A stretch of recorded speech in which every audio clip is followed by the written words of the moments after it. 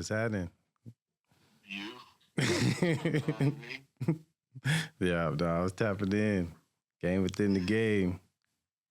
Oh, what's up? Yeah, what's going on? Damn, what time is it?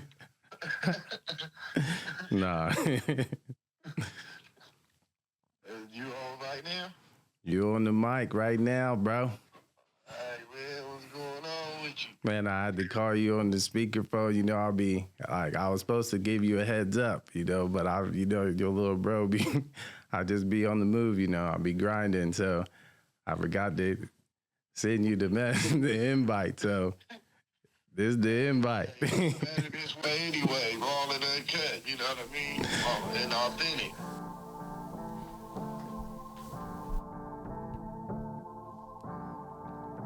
Welcome to Game Within a Game podcast, featuring former pro basketball player, trainer, and coach, Marquis Navarre. The podcast that talks all things basketball, but also that game played by us all, that game called life. See, being great at this game ain't easy. It takes parents, coaches, mentors, guidance to navigate the ups and downs. On Game Within a Game, Marquis speaks to the athlete, the student, the player, the parent, the trainer, and fans alike. From connections to making connections, stories and more. Be sure to subscribe on YouTube, follow on Spotify and Instagram, and of course, comment, like, share. Game Within a Game podcast. Game Within a Game podcast with the one and only Marquis Navarre.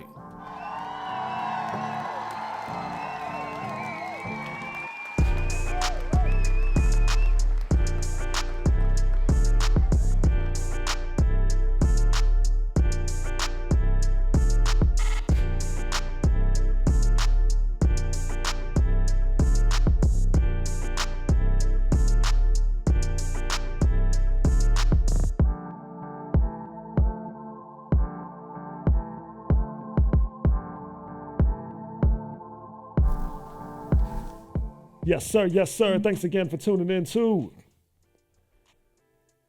Game Within the Game, the podcast. In this episode, we dive into what it takes to excel in basketball and life. We're exploring the process, what it means to grind when no one's watching, the relationship between hard work, discipline, and enduring the boring stuff. We'll talk about how greatness is built in the dark before it ever shines under the spotlight, from the importance of consistent effort to how parents model and instill these traits in their kids. This episode is a playbook for those who want to not just talk about hard work, but be about it. So thanks again for tuning into Game Within the Game, the podcast with the one and only Marquis Navarre. Happy Friday. What up, man? How was your week? How you doing? Oh, man. Doing well, man. Doing well. Had a great week. Just grinding as usual on the court. And like this week, I had a chance to actually go to the Clippers game and go check out that new arena, the Intuit Dome, and see all the new gadgets and technology they got built into there. So that was really cool experience. Went to the game with my mentor, Eric Ford, and it's always good going to games with E. And yeah, just seeing, like I said, the new arena was dope. Seeing like the replica jerseys that they had up there of all of the high schools around California, and we had to go find El Camino, of course. So they had one that had jersey number 10, and we were trying to debate, is that like a real uniform? Is that a real EC uniform or just like a replica? Or but it was just cool, like I said, seeing that, like the representative, the figure, and yeah, the game itself, they played against OKC. And yeah, them boys in OKC right now, balling right now. So yeah, it was a good game, and obviously they're have a relationship and a connection with Norman, and just seeing him just ball that night. And obviously he wasn't happy after the game, but he's a true pro. So yeah, he spent some time just saying what's up to us after the game, even though he wasn't excited about the loss. But he's off to a great start to start this season, and he said like taking advantage of the opportunities. That's somebody that his brand understand the grind.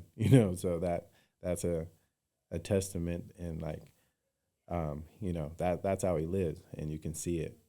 His progression through the league, and 10th year in the league right now, and been wanting to he's like everybody else probably. He's been wanting probably to start for a long time, and having to sit behind certain star players, quote unquote star player names, and waiting for his opportunity.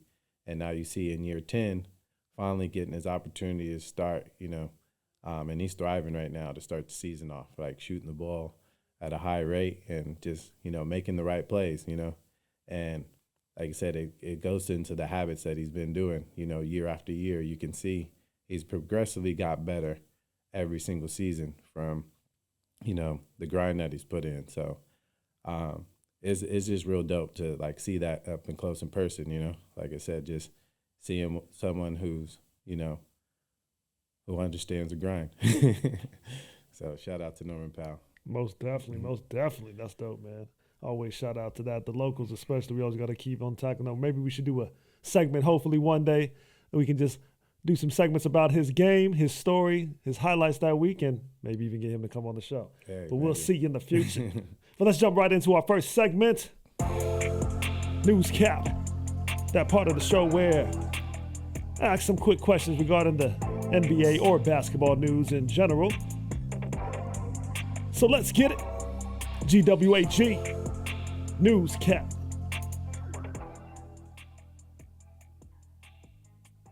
There's a lot of talk around Damian Lillard and Drew Holiday, Clay and Buddy, but who took Clay's place?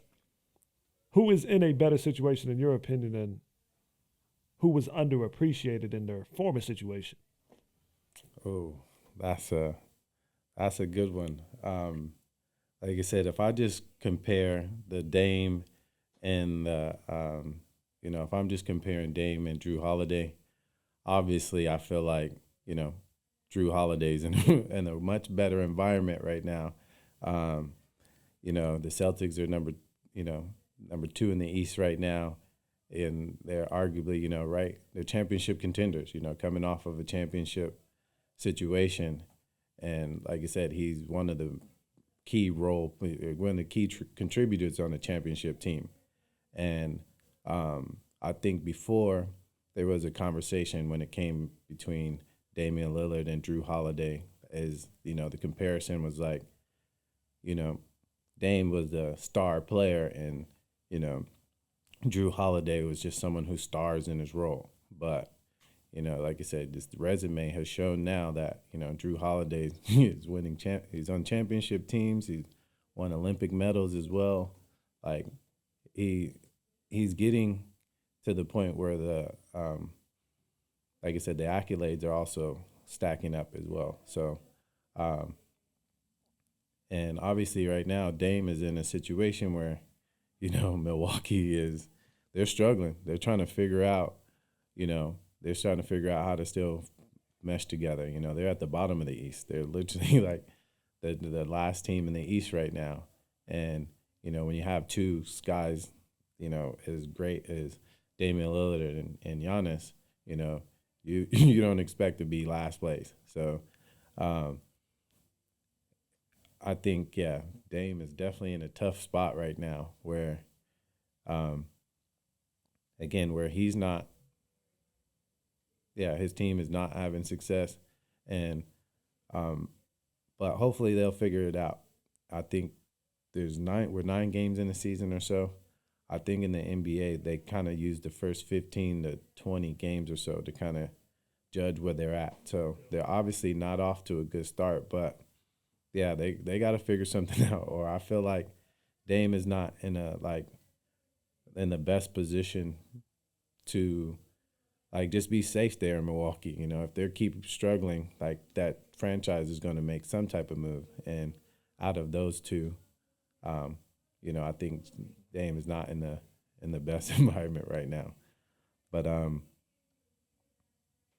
yeah, and on the other side, you know, when you talk about Clay and Buddy Hield, you know, like I said, I got that's a hard topic for me because I personally, like I said, Clay is one of my favorite players. The Warriors, one of my favorite teams, and obviously he had a lot to do with why I was a Warrior fan. But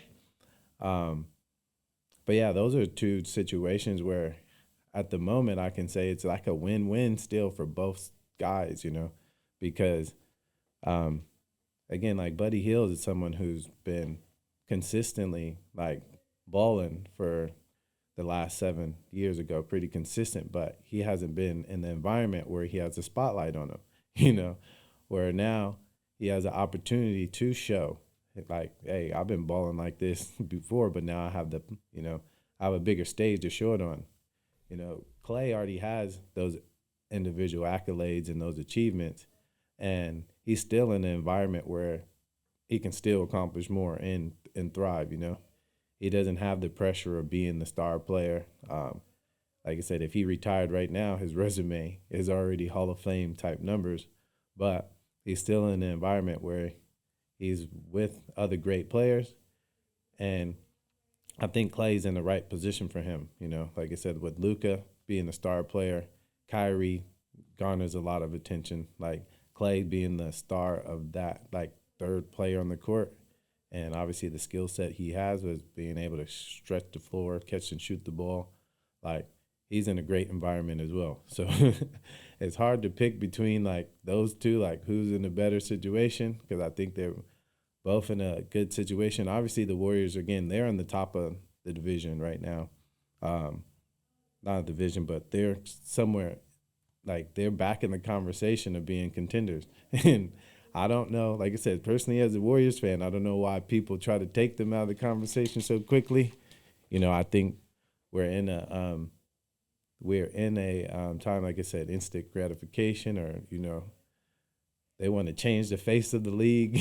But, you know, the Warriors are still there. And I think this team right now, this Warriors team is like I said, it reminds me of the Warriors team that won the first championship with the depth that we have on the team, you know, from able to go 10 to 12 deep on the bench, and everyone's coming in as a threat, you know. So, but again, so I don't know. Like I said, I'm cheering for both.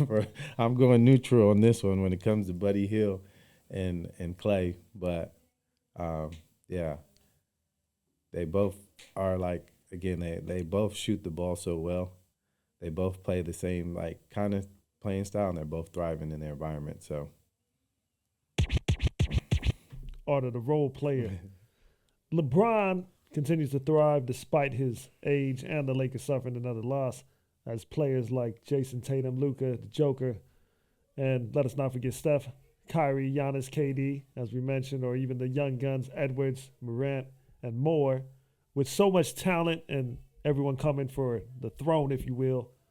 Who, in your opinion, is the face of the league right now? man, my opinion on it, like I said, I still think it's the, you know, I think we've seen it in the Olympics. Like I said, it's still the old dogs, as they say, like they still are the ones that hold the crowns, you know, and that is from, you know, LeBron, Steph, you know, Kevin Durant.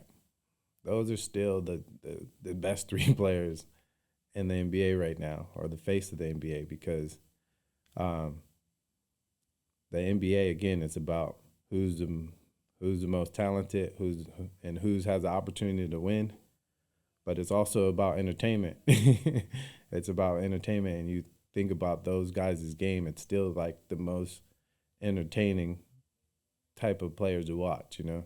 You see the way that Steph turned it on. Like when he turns it on in those big moments, like it's a skill, but it's also fun to watch. You know, it's like, man, like, and it gets the whole like world talking about it. Like it gets people in the office talking about, man, you see that shot? You know, like you see this guy, you know, like that was crazy what Steph did. And like that's why that's why they're still the face of the league, because they're like the most talented, but they're still the most fun to watch. Like Steph Curry's brand of basketball and the way he plays is like still like the role model of what everybody how everybody wants to play right now, you know.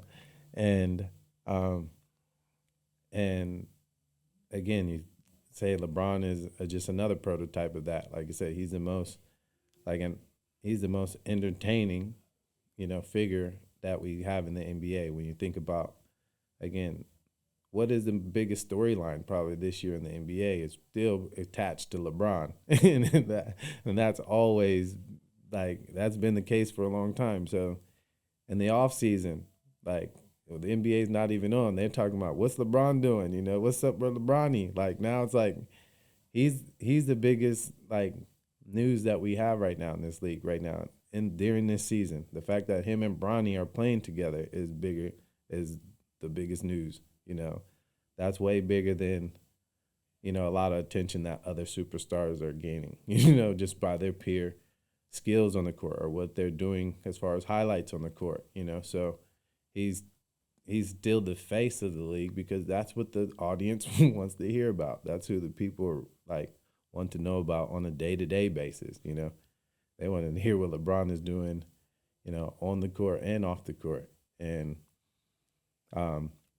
like I said, KD is insane. Like, he gets a lot of, backlash for always being on Twitter and being online and like, or going back and forth with Charles Barkley or an analyst. But it's like people are interested in what KD is doing, what is he doing on his day-to-day? And like I said, when you look at the way he plays, like if you created a superstar player on a video game, it would be exactly like KD, So from a basketball standpoint, his game and his style of play is still, I think it's still how you want to, anybody would want to play like KD, So, but yeah, like you said, there's so much talent though. There's so much talent to go around. Like I said, my favorite player is Kyrie. So, throw him in that mix. And,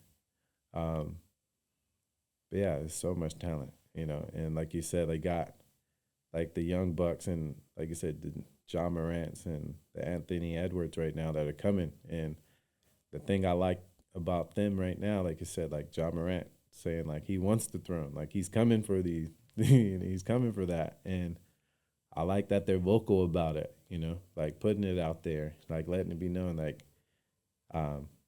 and I think that's just a sign of respect. I think any hooper really knows, like that's where they really like they respect the dudes that are in front of them. But the way that you show respect in this game is like being that ultimate competitor. It's like you don't show respect by like going up to them and bowing down to like, oh, I'm so happy to guard you, Steph, or I'm so happy to be on the court with you, LeBron. Like, no, it's like you show them respect by like, man, I'm about to come out here and like compete. Like I gotta, like obviously, you're great, so I gotta be great to come out here and compete against you. So, man, yeah, the NBA is a great yeah. It's like it's at a great time right now with all of the talent that's going around. And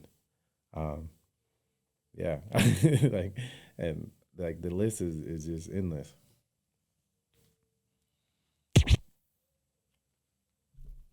The unseen work. How is true greatness shaped in the private, on the court, or in life, from Marquis's perspective? Say that again.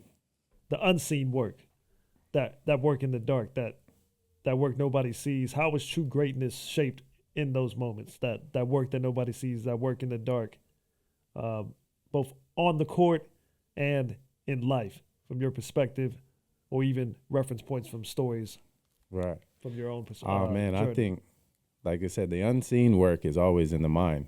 Like your mindset is everything, and that is something that, like I said, you have to actually work on your mindset. You have to actually work on priming your mind to think a certain way and to respond a certain way. And like I said, that's the biggest unseen things that goes into this game. You hear it all the time at the pro level. They say the game is 90% mental, and it's only 10% physical, and there's a reason why they can say that, because it's all about your mentality that you have and the mindset and approach that you have. It's your understanding that this is there's a process to this, and how does that process work? And so the hardest thing to do in this game is creating the right mindset, to be able to deal with the successes, but also deal with the failures, but also deal with the anxiety and everything that comes with it, all the obstacles that come with achieving the ultimate goal of being the best player you can or winning the championships you want to win with your teams. Having the right mindset and priming that mindset is, like I said, one of the hardest things to do. And like I said, you do that, that's on you. That's on you to do that. And obviously your circle and influence and the people you have around you have a role in helping you and guiding you and supporting you, but it's on you to have, to create that mindset within. And for me, I guess the one trait that really stands out consistently about the type of mindset that leads to success is that mindset that really loves hard work.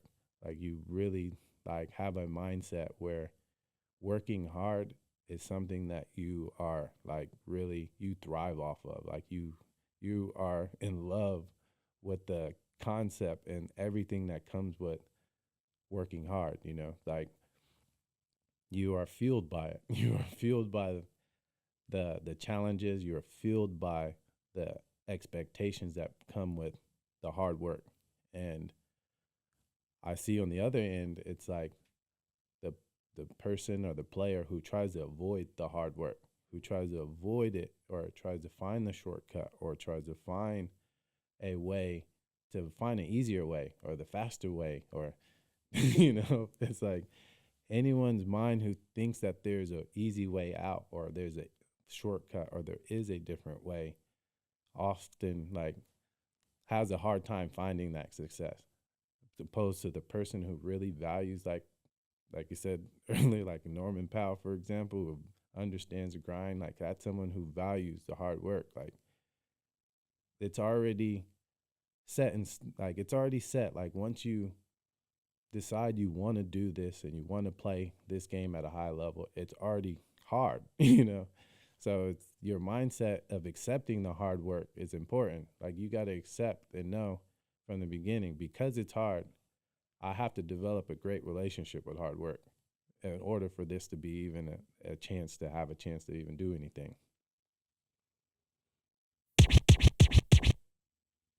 You talk about hard work, relationship with hard work. A lot of your relationship with hard work was tied into your relationship and love for the game itself. You talked about that in one of the first episodes, and you mentioned before in the pre-show how important, a young player's friendship with discipline, if you will, is.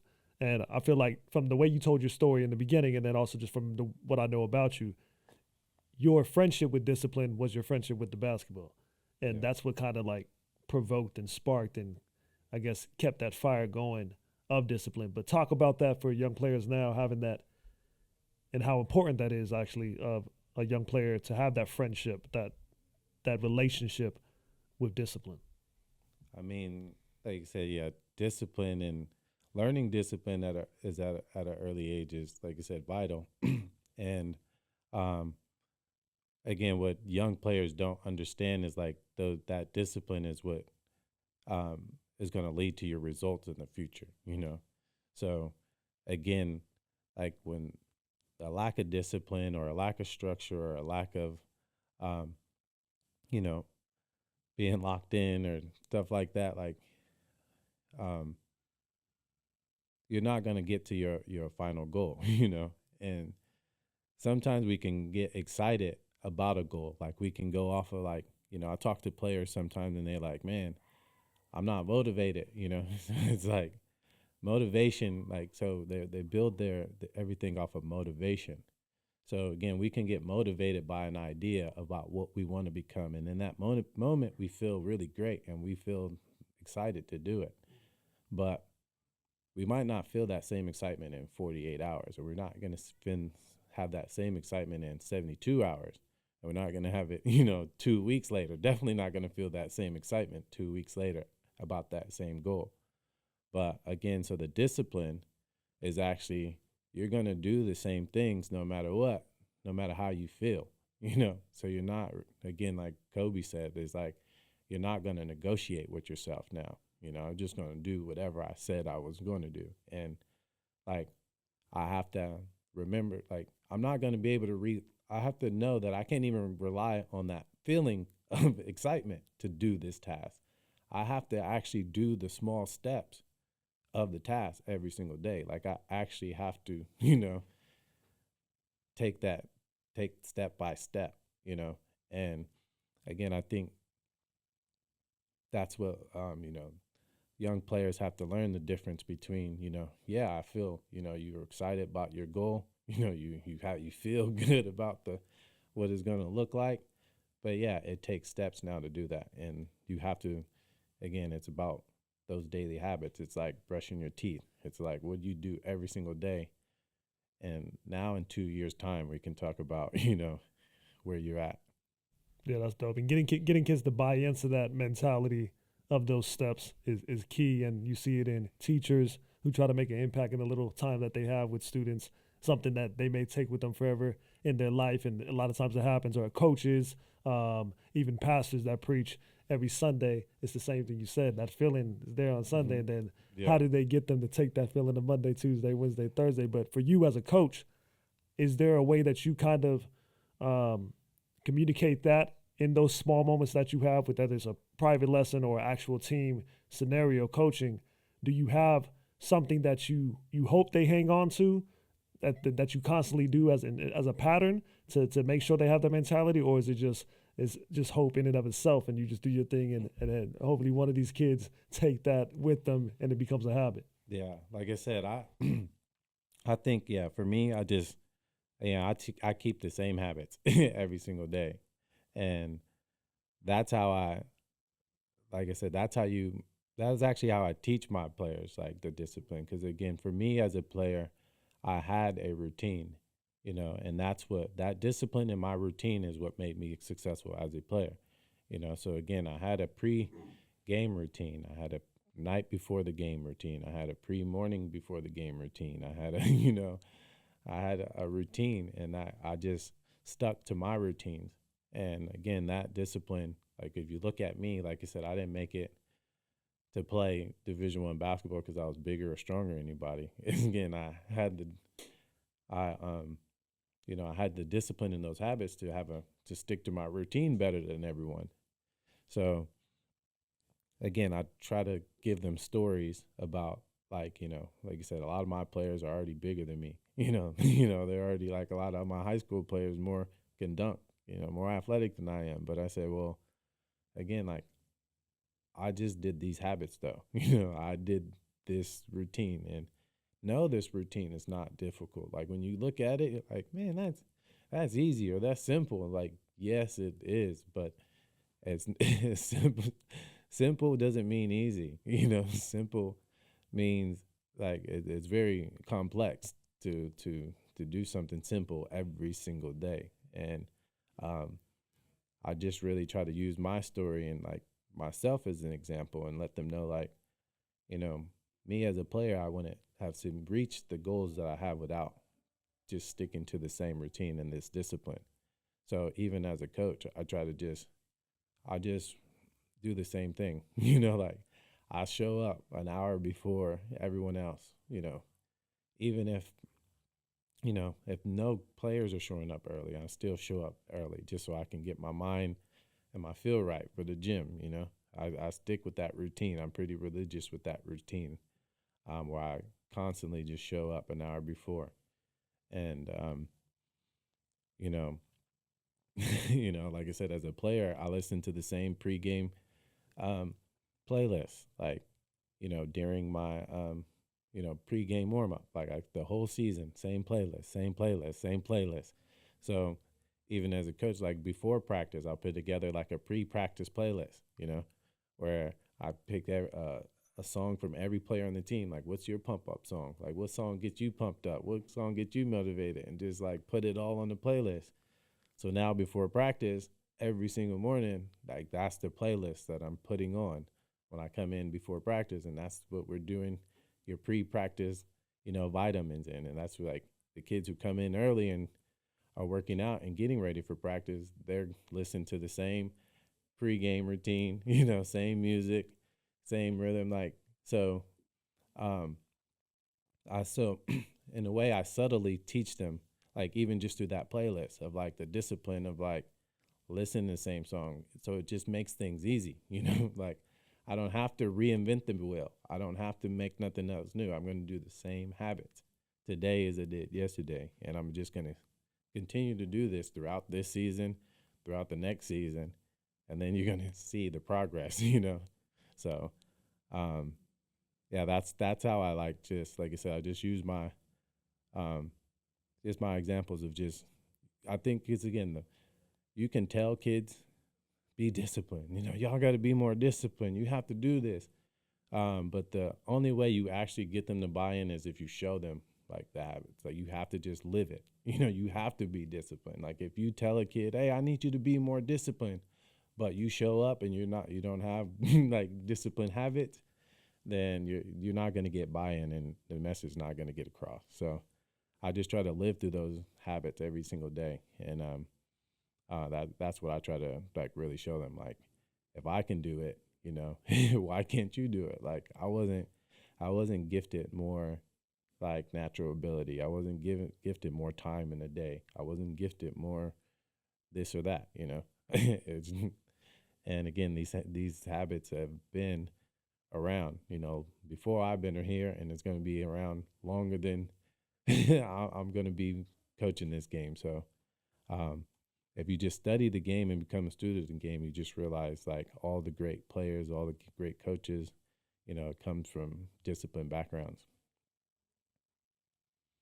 Yes, sir. Discipline, routines, and that ever so pattern that gets the athlete to success. But when you talk about that and your upbringing and what you said, you had the routines, the same patterns you did, the same habits every day. Was that taught or was that just you? Because like for the parents out there, is that to be expected for them, in your opinion, at a certain age? Or is that something, like you said, you subtly teach it? For the parents, should they find subtle ways to teach that to their kids too, in your opinion? Well, in my opinion, again, my discipline habits, like I said, it did start at home before I actually, I learned discipline at home. And that's why I was able to bring that into the basketball court. And, when I say about discipline, like I said, there was non-negotiables on the chores in my house, for example. Like there wasn't, oh, today, this is why I didn't take out the trash. Or today, this is why I didn't do the dishes. Or I did all this other work all day. Like every single day, I had a routine when I went home, after school. Literally as kindergarten. Like from kindergarten, every day I came home from school, the routine was you have to clean your room, take out the trash in the bathroom, the kitchen, take all the trashes out, outside, and then you have to vacuum your room, vacuum the hallway, vacuum the living room. And then you can go outside and do if I had homework, do your homework, but then now you can go outside and play. Now, there wasn't like I did this one day and then the next day I was like, yep, I came home, dropped my bag off and just jetted out the door. And then yeah, I'm playing outside today, Nah, every single day it was expected of me, from that age all the way through life, all the way from first grade, second grade, third grade, fourth grade, fifth grade. You have to do this. You got to handle and if you don't, there's consequences. there's an expectation here. There's actually consequences. It ain't like, oh man, okay, I'm just gonna,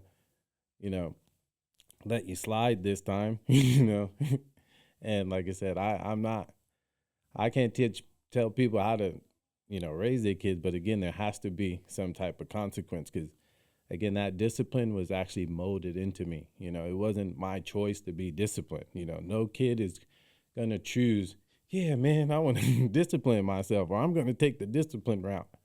I had parents who disciplined me. I had a household that taught discipline. Like I said, if I didn't, every week trash comes out, every week, put the trash on the street before you walk to the, school bus. Or if I missed the school bus, it was like, go to school, get to school. You still have to do something. You can't just be like, oh, I missed the bus, I know kids right now, they be like, oh man, I missed the bus.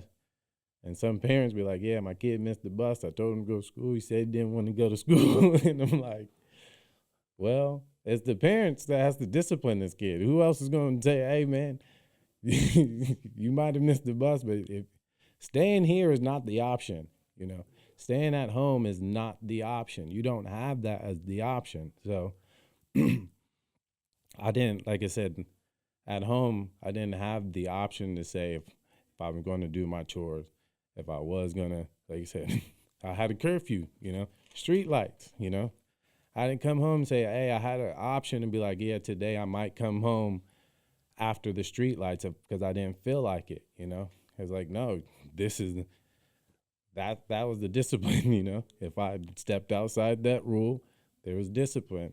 And again, so that structure that I had at home, like from an early age, like having chores, having expectation, having responsibility for the house, that carried over to now on the basketball court. Like, yeah, I can't just say I don't want to go to practice because I don't feel good. I didn't want to do the dishes. About 90% of the time I had to do dishes as a kid, but I bet you those dishes got done, I had to be mentally tough. I had to be resilient in those moments and do the tasks that was required of me. So those habits that were built at home, and they carried over to the court for sure. Yes, sir. Habits that carry on to the court and life, and we will be right back to carry on with the show after this small break.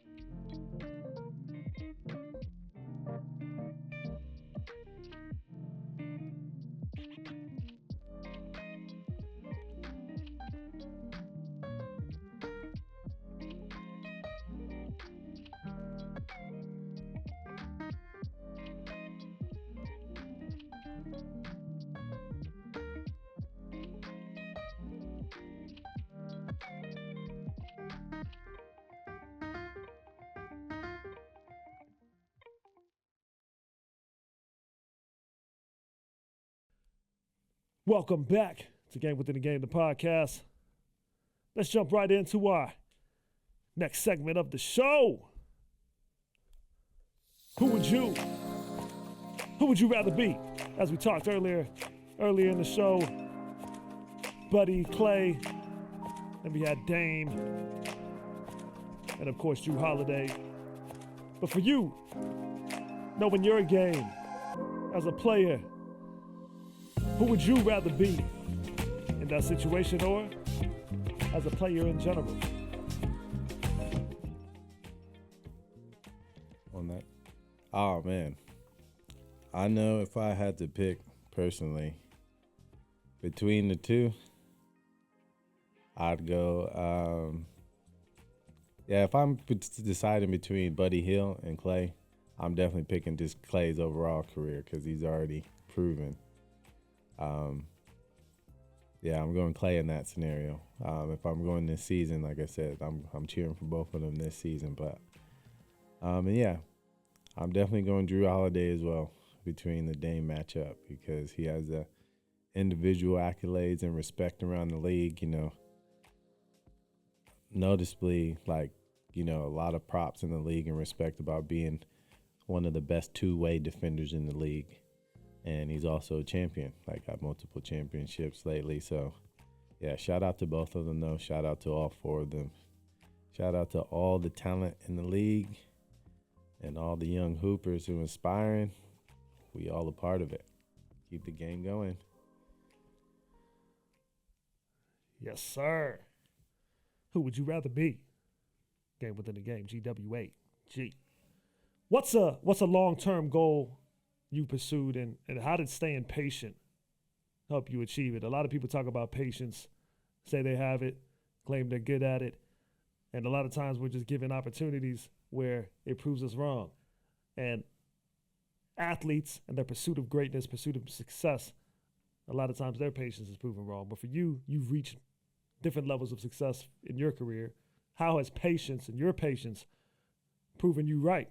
And how has those pursuing that with patience, those goals, helped you and achieve your success? Man, I think, and so many, like I said, every big accomplishment took a lot of patience, Like they said, I don't really believe in the overnight success story, Like I said, it's like you just done all the things and when no one was watching, and all of a sudden then people started watching you, But like I said, my whole basketball journey, like I said, is just full of a lot of stories. Where I just relied on patience the whole way through, If I just if I think about how it was as a high school kid, just trying to figure out the whole piece of the pie, being a student athlete, obviously the fun part again was being the basketball player, being on the court, doing that part. But again, a part of that process was being, getting the academic part, the part that you didn't want to do. Again, it came down to learning how to do something that you didn't want to do in order to do something you wanted to do. Like I said, I didn't want to do the dishes, but I sure wanted to go outside, and I sure didn't want to face the consequences for not doing the dishes. So the dishes seem a lot easy, less of a pain. But I just really feel that throughout.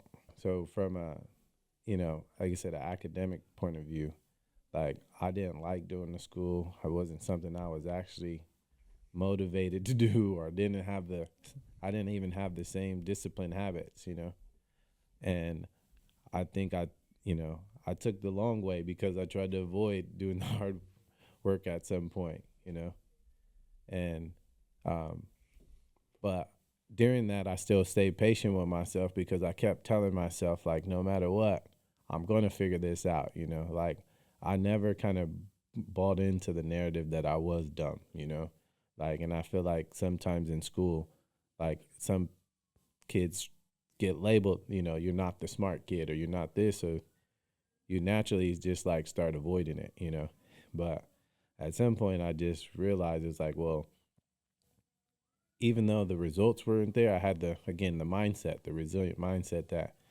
I always told people, well, I know one day I'm gonna graduate college. I told people, I will be the graduate college. I'm bro, you barely you're trying to figure out how to get past high school, how you gonna graduate college. And I was like, you know what? Trust me, I'm gonna still figure this out. I'm gonna still figure this out. And again, so like it was kind of like that resilience again, that even though during those moments, like it looked like there was no chance, but I still had that belief, that it was going to happen. That brings me to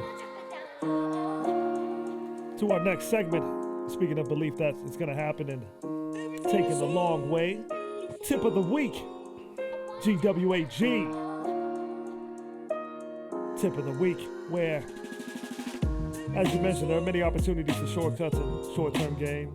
But the difference, that's the game within the game, is the part you can't cheat. Whether it's basketball, life, you can't cut corners. Hard work and discipline always win out. Talk about the value, the blessing of not cheating the game. GWAG. Tip of the week. Man, this week's tip is, again, understanding like the relationship of hard work and how that fuels you as a player and it fuels your confidence. And again, when you value hard work and you do all of the hard things that are required in this game, that's going to make you feel like a superhero.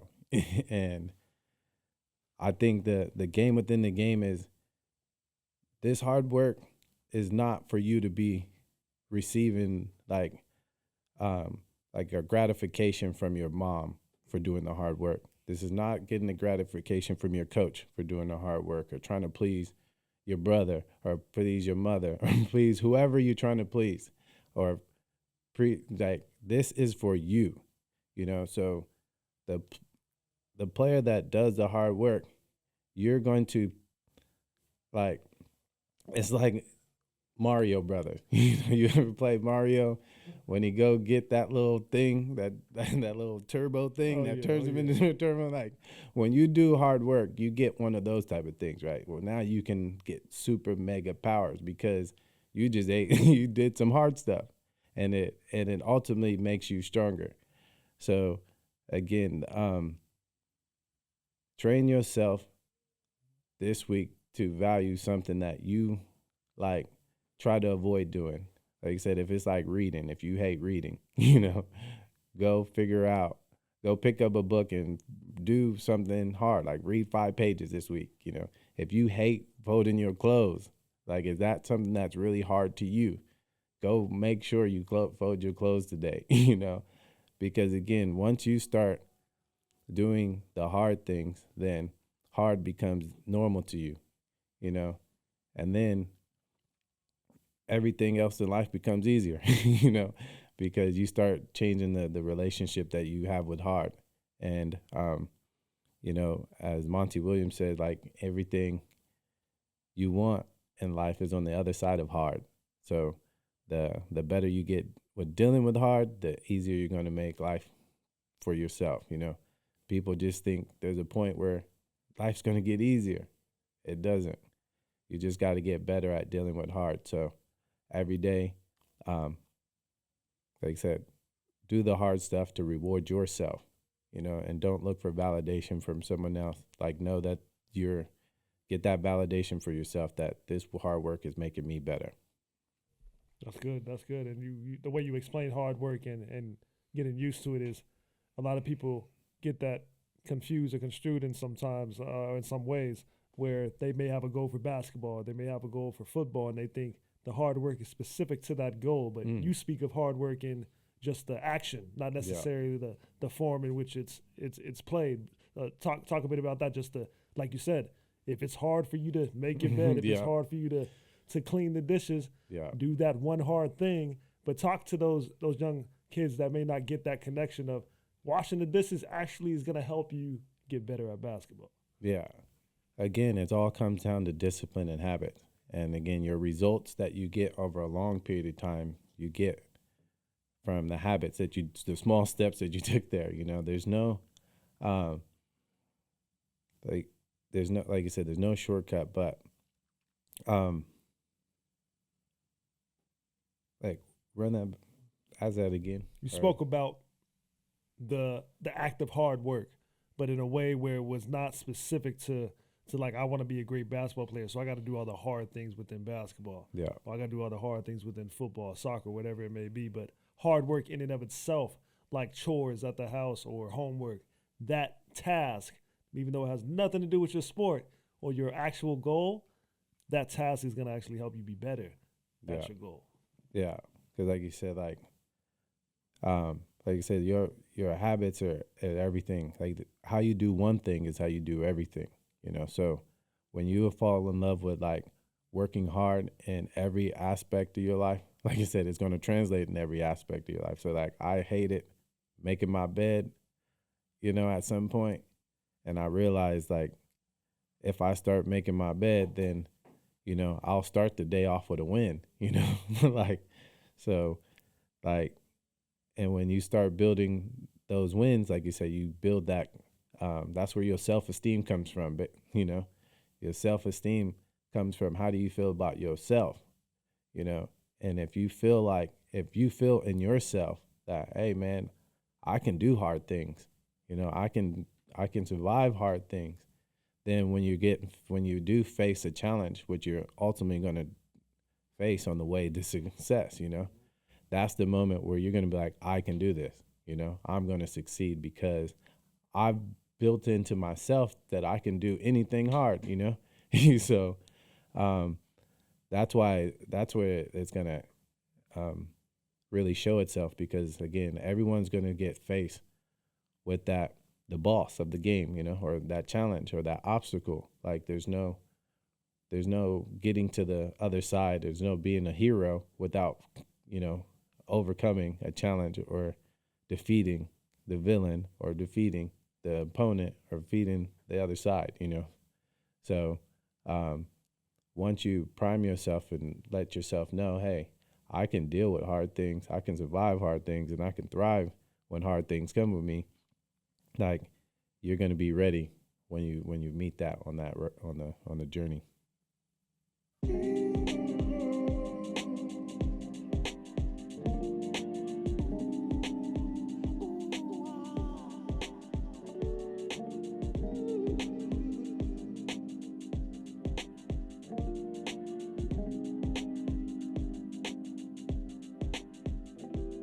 Thanks again for listening to Game Within a Game.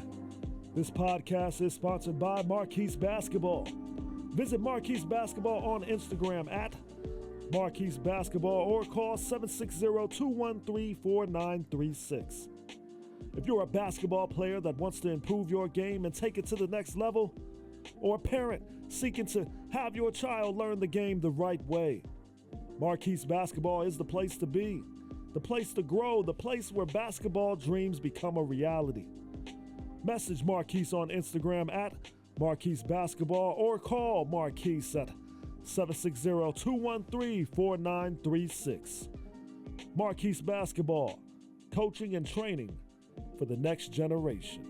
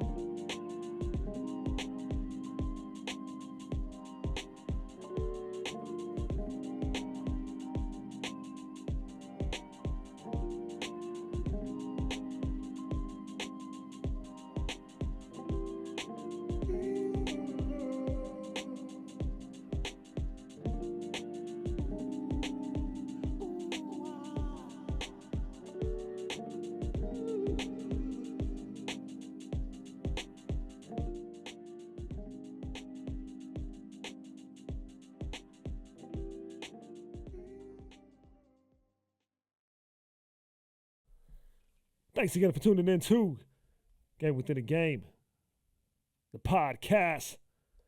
And right now, it's time for Marquis Reacts. That time of the show where Marquis looks at some YouTube videos or listens to some sound bites and gives his his thoughts, his reactions. Marquis, GWAG, Marquis Reacts. Said, Tyler, what's wrong with you? And he goes, I got cut. Well, my first thought is, what coach in East Tennessee would cut my son? I mean, think about it. You know, put him at the end of the bench, but give him a uniform. And then I guess the coach came out in me, and I looked at Tyler and I said, had a basketball under each arm. He was crying so hard. And she goes, well, do you think you worked hard enough? And I knew I didn't. I said no. And she said, well, now you know what you got to do. And I looked at him and I said, Tyler, you didn't work hard enough to make that team. Did you? Did you? And he goes, no, ma'am. And I said, well, I guarantee you, you wear out both those basketballs. I mean, he had them tucked right up under his arms. I said, I will guarantee you, you'll make the team. And he goes, Mom, will you help me? I said, son, I will help you, but I will not start your engine. You must start your engine every day. Do you understand that? He goes, yes, ma'am. So every day, you know, that I wanted her to help me, I would have to go to her. It wouldn't be her pushing me. Every day of your life, when you get up, you have a choice of how much you're willing to invest.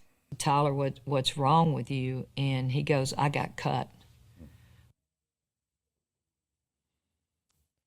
So yeah, that discipline.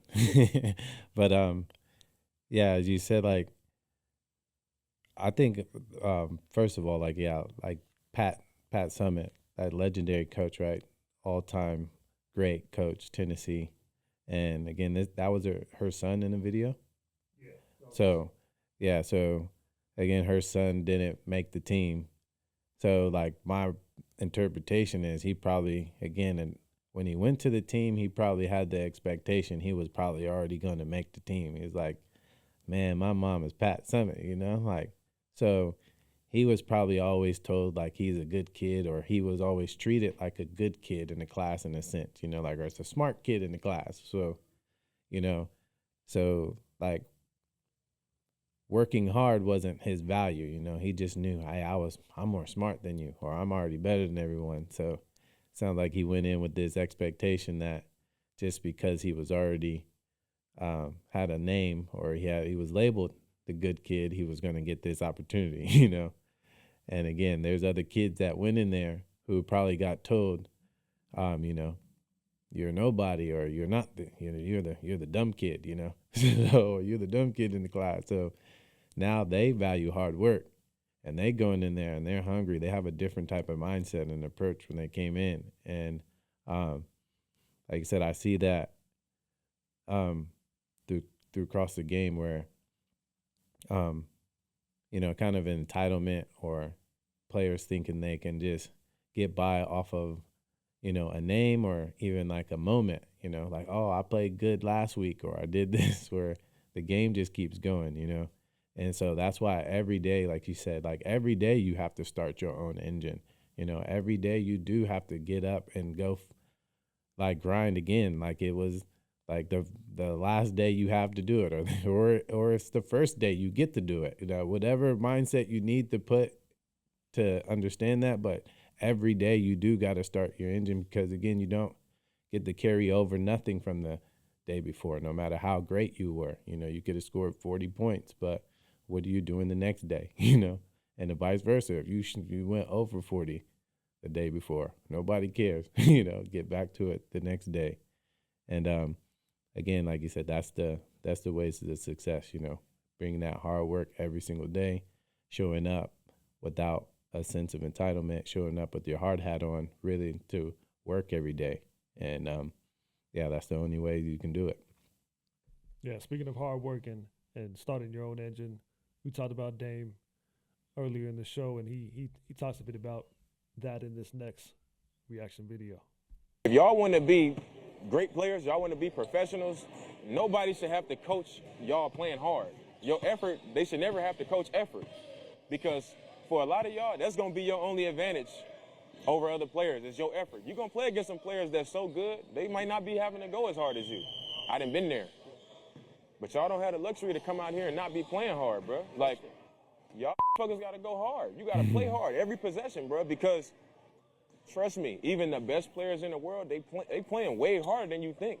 Like, shit is hard, bro. All that cool trotting and all that, bro. Somebody gonna cut. Mikal Bridges will cut right in front of your face and be dunking, and you sitting there like y'all gotta play hard, man. Like, you might not get a shot. Like, I just told y'all coming out here, make the right play. That don't mean just pass it around the perimeter. Somebody got to get downhill. Make somebody have to help. Then make the next play. Like, y'all got to play hard, though. Y'all can't just be going through the motions on this cool. Like, y'all got to play hard. Like, people here to see y'all. We here to help y'all, but y'all got to play hard. That's the foundation of anything we're going to tell y'all is playing hard to begin with. 2 more days. Yeah, man. Like I said, that hard work is just, again, it's like an evergreen. Like I said, it's an evergreen thing. It's something that is timeless. It's like it's always going to be one of the, like I said, the most important trait to have in this whole process.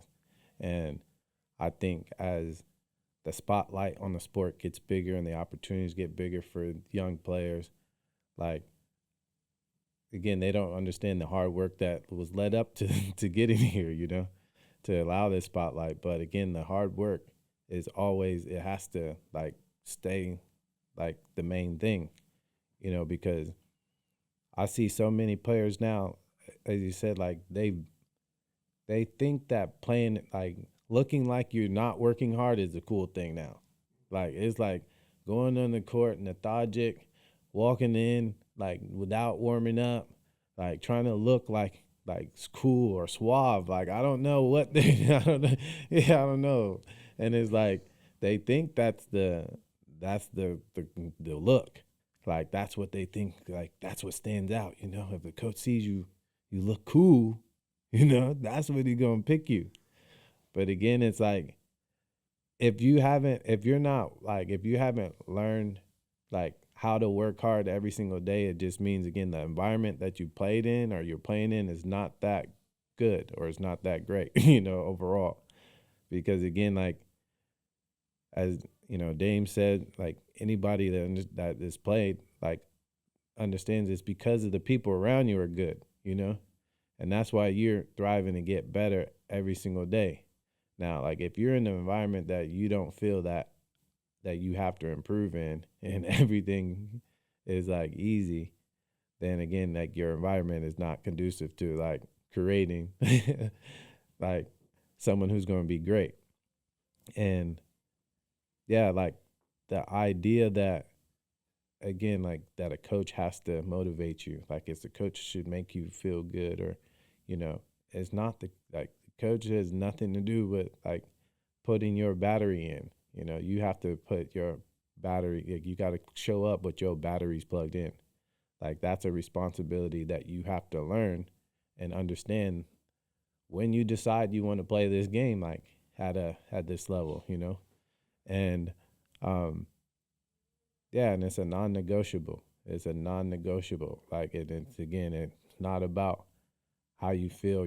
They said a study, math. I guess there was a study of like comparing American math classes compared to the Japanese math classes, and they said that I guess the Japanese kids, overall had better results.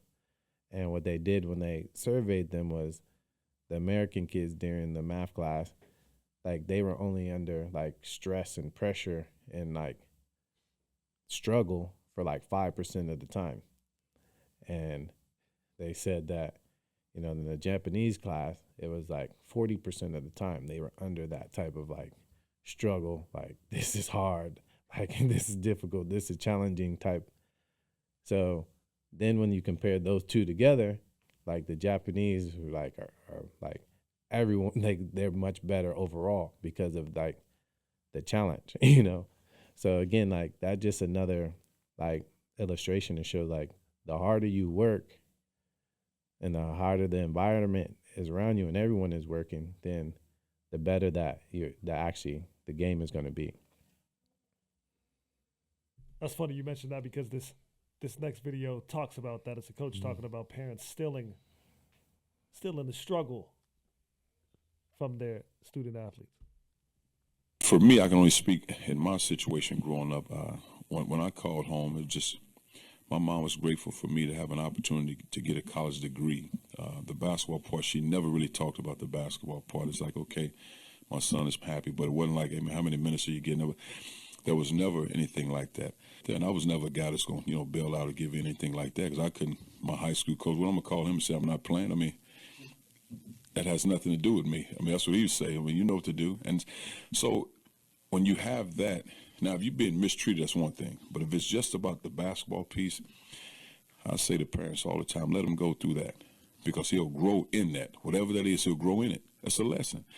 If you allow them to continue to jump and make moves, they'll never grow. And then all of a sudden they become fathers, husbands, and parents. They have some tough lessons, but they didn't get equipped to deal with those lessons at 15, 16, 17, 18. They'll struggle in life.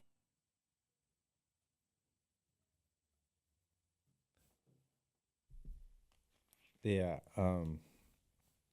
I just I was having a moment right there thinking about that one.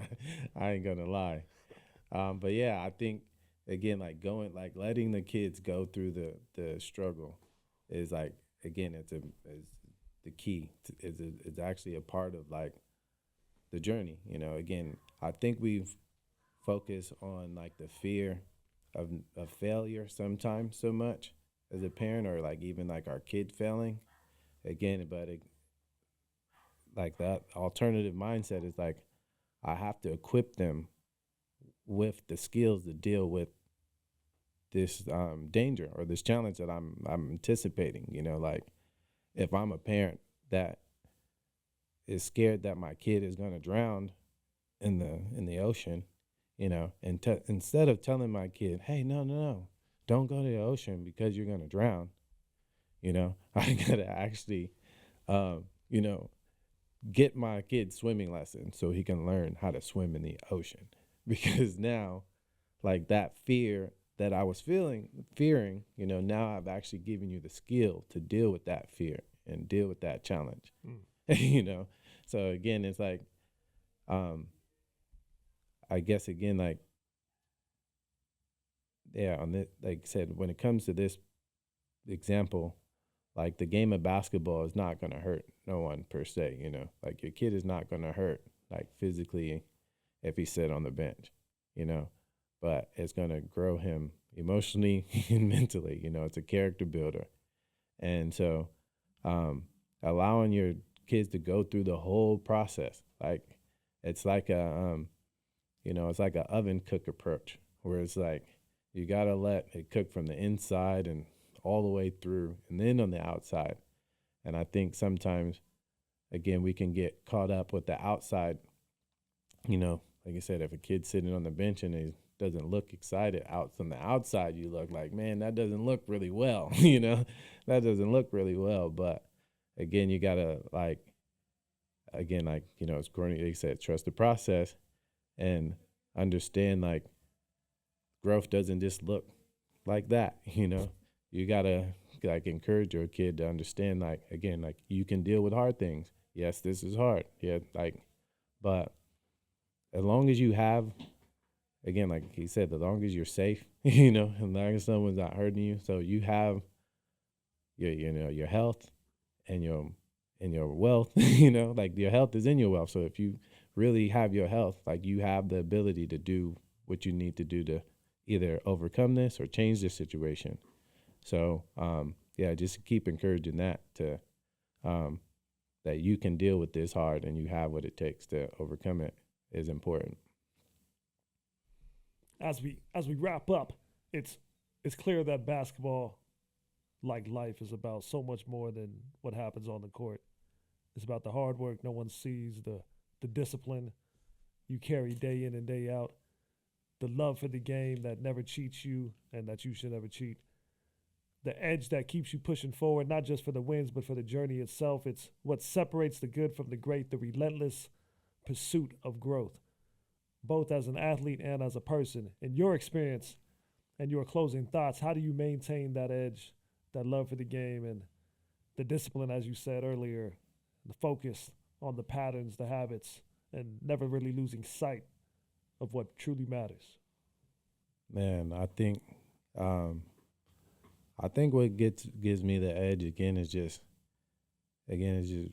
being present and like just being grateful for every day of the process. Like I said, I think um, you know, every day that you get an opportunity to wake up is already a blessing, So it's like, having that approach every day on the court, like regardless of the results, is the same thing. So um, I kind of avoid looking back so much on like what I did or what I didn't do, like regardless of what I accomplished or what I didn't. I think about and I avoid thinking about what I'm gonna do in the future. Like I like wake up every day and say, how great can I be today, And like again, like that's not an easy task. Like that sounds like a simple thing, but again, I'm very conscious. I put a lot of conscious work into that, like understanding that again, like nothing that I've already done or I didn't do is going to affect me today, like, and everything that has already happened has already prepared me for what is today, and I actually can't, I can't get to the goals, my future goals, no matter what today. Like if my big time goals, my goals that I want to accomplish, my big day goals, I cannot fast forward it. I can't jump 5 to 10 years from now, wherever those goals are now. But what I do today has a big effect on what's going to happen there. So every single day, I just, like I said, appreciate and be grateful for the opportunity. Appreciate that I have a chance to chase it, to be excited by something and then go after it and like go get it.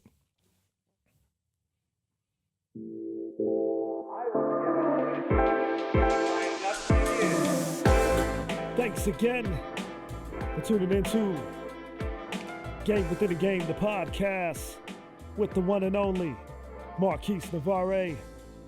Be sure to click, comment, subscribe, and share at Game Within a Game podcast, Instagram, Spotify, YouTube, and anywhere else you hear podcasts. If you don't hear it there, let us know, and we'll make sure we get it there. Game Within a Game, the podcast with the one and only Marquis Navarre. Yeah, for sure. I definitely got a story for y'all. From when he was just a young kid, man, he always had the drive to be different. I already knew he was that special kid. He definitely had something different about him. When he was just a little youngster, he fucking was running to the store. I can remember, and he was just running like. To me, I remember Forrest Gump. His stamina was just unmatched. He like ran probably like shit. I would say about 2, 3, 4, maybe like 4 miles, but he just didn't stop, and it was like, damn. Where this little nigga? And then he came from San Diego where we was living in L.A. So he came down one time, and it was just kind of the first time we kind of got to share some time together. So it was a special moment for me and him. But I just from that day on, I just knew he was gonna be that special kid or that special something. I knew he was gonna be special at something. It just happened to be basketball. Yeah. Yeah, man, I remember that. Like you said, that trip was crazy because again, like,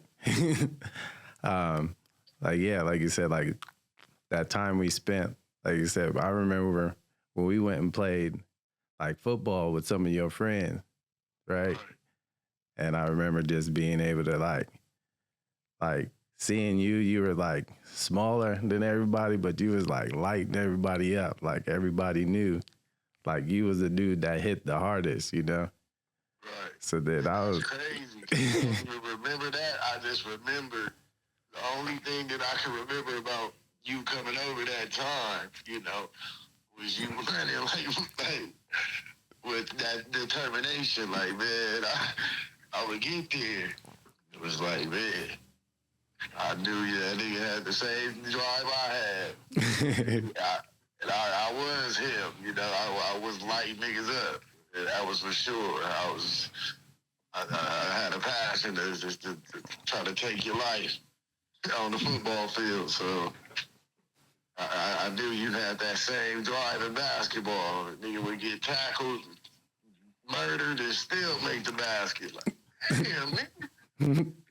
I know I was the nigga that was dishing out the pay, you know what I mean? So, nigga always was that special gifted player. Yeah, it's funny because, again, we talked about that a lot. Like, again, how your environment, your training environment, like, really, like, influences your game, you know? And like I said, like, you know, having, like, you as my big brother, it was just like you said, it was like, you know, survival of the fittest as far as, like, that was the mentality when it came to when we were, like, you were training me or we were competing against each other, you know? So. Yeah, it is crazy because, you know, I think that it definitely gives you a toughness that, you know, you can't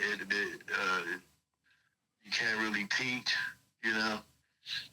But some people won't even understand it. They'll be like, "What's going on? What you doing?" You know, nah, you need this shit. That's what I'm doing. Yeah. It's respected. But, you know, it is, you know, everybody don't respond to those kind of tactics. Yeah, we talked about on the show, like, you know, people valuing hard work and, like, being attracted to it. And, you know, like you said, you made it, like, hard, you know, like you said, playing one-on-one against you. It, like, some people like, yeah, you got to go easy on him so he can feel good about himself. You know, I don't want to take away his confidence as a little kid, you know. I want to wait till he gets older and get some experience, you know. And it's like, niggas on the other end know that ain't. I mean, that's called cool and dandy, but it's like, hey, nigga, my time is coming where, nigga, I ain't gonna even be able to touch this nigga. So right now, I gotta do everything I can to feel the glory, cause you know, my time is gonna pass and it's gonna be the other way around. You know what I mean? So that's why some niggas they don't play no games. They know their time is only for a short time. We already have our windows, you know what I mean? And it's gonna pass us by. yeah. And like I said, The teacher gonna turn into the, you know, the student gonna turn into the teacher, and the teacher gonna turn into the student. yeah. And like you said, just like that in itself right there just showed, like, just being around a competitor, like, that's how I learned to be competitive, you know? Like you said, people be like, how do you teach my kid to be more competitive? It's like, well, are you competitive with your kid? Like, or do you guys, you know, like you said, you made it, like, you know, from video games to whatever we was doing. It was like video games to racing, like, nah, this is competitive, you know. I'm gonna let you know I won if you didn't, if I win, you gonna know. I even think it was even like that too, cause I remember like you saying like, yeah, man, I would score like 30, and you would be like I still was being competitive, like, oh man, Kobe scored 40, man. And niggas was like, man, what the hell? Nigga talking about, like, you know, this person didn't recognize what I did. It's like, nah, I believe in you, so I'm trying to still push you. Yeah. It ain't that I don't, you know what I mean, that I'm not recognizing what you're doing, but you probably could be doing better.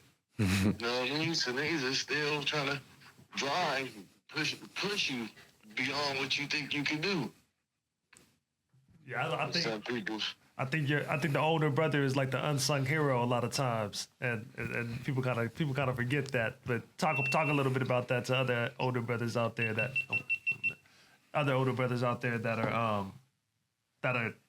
that were in your position and how to push them when they didn't want to be pushed and make them understand the reason why.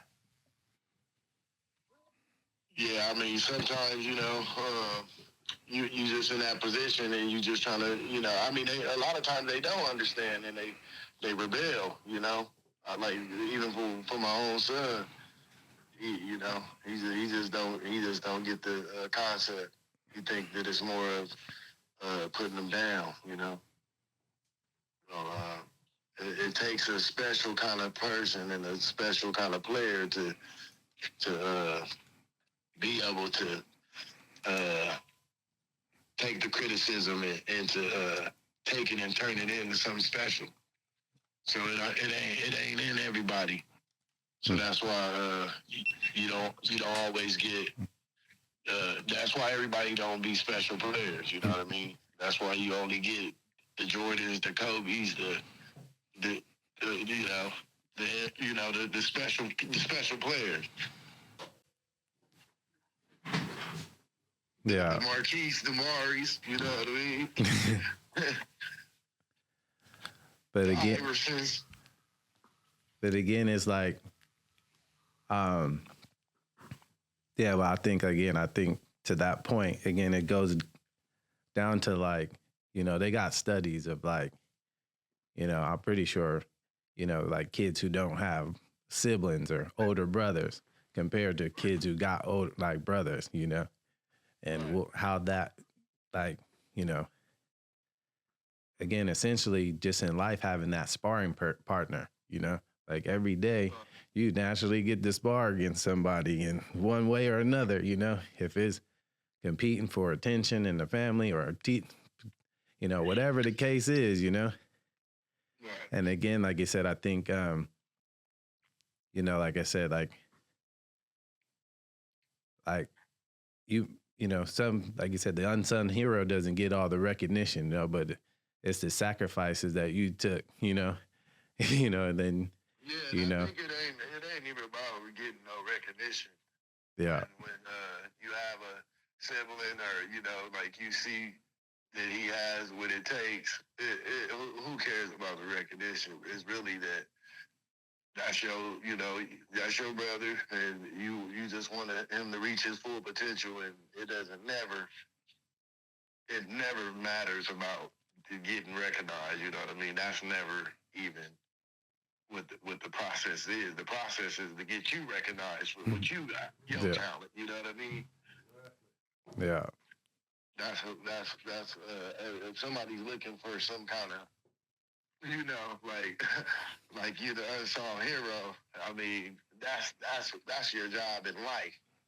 And that's our opportunity in life to have that opportunity to inspire and to have to be able to push your little brother or to have a sibling to inspire. Like that's truly the only purpose that we really have. But some of us don't get that opportunity or even know that that's our purpose. You know. And I was just kind of blessed to get that opportunity. That's real brotherly love right there. I know, man. As an older brother myself, I felt all of that. Woo. Yeah. Man. And like Yeah, I mean, we always have good conversations. So I think like he is like, you know, he's a wonderful man, and whatever he does, he always put some kind of special touch on it. He just don't do anything just to do it. And I usually don't. I just do stuff just to do it. You know, I'm gonna just do this shit, nigga. But it still work out, you know, to God's glory. All right, let's close it out on the let's talk about again on the, you know, any like brotherly love competitive battle, you know, rather if it was you know, tag, video games. Yeah, we definitely. Yeah, what was the highlight moment? What was the highlight that comes to your head, or one of the moments that you remember? I mean, I just kind of remember, like, I don't want to say like a highlight, but it was just like, it got to a point to where I couldn't even guard the kid, and it was just like, no matter what I did, it just was like, man, I can't stop this nigga no more. Even if I try to foul him or whatever, it just didn't work. Try to like, all right, I'm stopping this nigga right now. I mean, excuse, I'm No, stopping go ahead. this nigga right now. You know, it was crazy because I was trying to put your hands up high, start bouncing your feet. No matter what you did, he had a counter for it. It was like, man, this nigga, unstoppable. That's one thing that I could just remember, you know, like when it got to that point. But as me, like a highlight for me, I mean, just anytime I would ever win or be able to still get a game, you know, I had to always, you know, be like, I'm the best, man. You can't never take it from me. Yeah. And I still can sneak one by, you know, I still got it, you know what I mean? I still come through there, might win the first game, you know what I mean? Yeah. He might be cold. Ain't got his rhythm yet. Well, we always ready for it. Always. Yeah. That's the best thing about some brotherly love, competitiveness, is we definitely always ready for it, and it's the best feeling ever, man. You can't really, you can't match it, you know? To have a brother to be able to know, like, okay, you know what it is. Yeah. And just to be able to push them to where all of a sudden, like, dang, I can't even stop the kid. It's a great feeling. Yeah. If you really have that brotherly love, because some people don't. Yeah.